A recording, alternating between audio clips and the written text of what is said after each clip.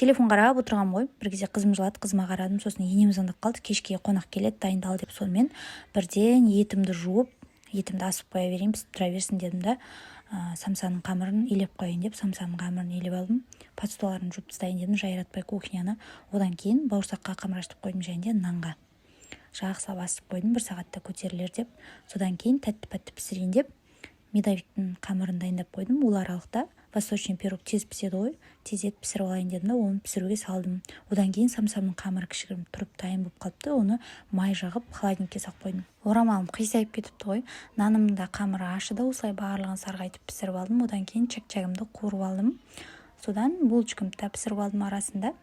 Самсамның да қамыры дайын болып тұр екен, осылай кішкентай қылып шағын ғана қылып пісіріп алдым, 2 лоток қылып. Одан кейін бауырсағымды да осылай домалақ қылып тындырып қойып қойдым. Содан кейін қуырып алдым. Осындай кезде қайынсіңлім болғаны қандай күшті деймін да, мен кухняда анау-мынау пісіріп жүрмін, ол уборка жасап жатыр. Етіміз де дайын болды, қамырымызды салып, қонақтарымыз да келді, барлығын жақсылап күтіп алдық. Сіздер қонақ шақырғанда барлығын дайындай сатып аласыздар ма, әлде өздеріңіз пісіресіздер ме?